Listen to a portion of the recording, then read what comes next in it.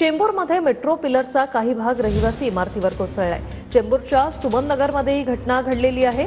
वडाळ्याकडे जाणाऱ्या मेट्रोचं काम सुरू असलेल्या ठिकाणी ही घटना घडली। मेट्रोच्या पिलरसाठी उभ्या केलेल्या सळईचा सांगाडा हा कोसळलाय। मयुरेश जाधव आमचे प्रतिनिधी आपल्या सोबत थेट जोडलेले आहेत। मयुरेश, काय झालंय? मेट्रोमध्ये नेमकं काय घडलंय?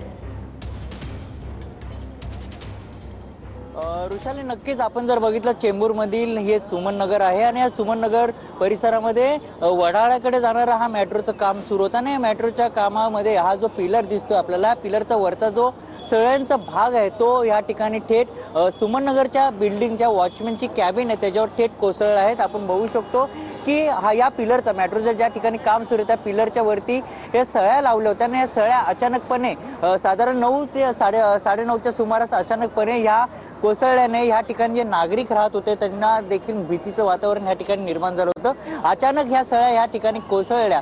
आपण जर बघितलं या ठिकाणी मेट्रोचं काम सुरू आहे, वडाळ्याकडे जाणाऱ्या ह्या मेट्रोचं काम सुरू होतं, मात्र या ठिकाणी ह्या काम सुरू असतानाच ह्या अचानकपणे या ठिकाणी सळ्या या ठिकाणी तुटलेल्या आहेत आणि या ठिकाणी आपण या ठिकाणी जर बघितलं नागरिकांची मोठी गर्दी देखील या ठिकाणी झाली आहे। पोलिसांचा देखील बंदोबस्त या ठिकाणी पाहायला मिळत आहेत आणि नागरिकांमध्ये एक भीतीचं वातावरण देखील या ठिकाणी पाहायला मिळत आहे। मयुरेश, यात कोणाला इजा झाली आहे का किंवा काही भागाचं नुकसान झालेलं आहे का? नक्कीच आपण जर बघितलं संपूर्ण जर मेट्रोचा जर आपण हा परिसर जर बघितला तर हा जो पिलर आहे त्याच्यावरती जो भाग सळ्यांचा भाग जो बनवताना ह्या ठिकाणी जे काँक्रिटीकरण करणार होते, मात्र काँक्रिटीकरणच्या आधीच ह्या सळ्या पडलेल्या आहेत। ह्यामध्ये कुणालाही इजा झालेली नाहीये।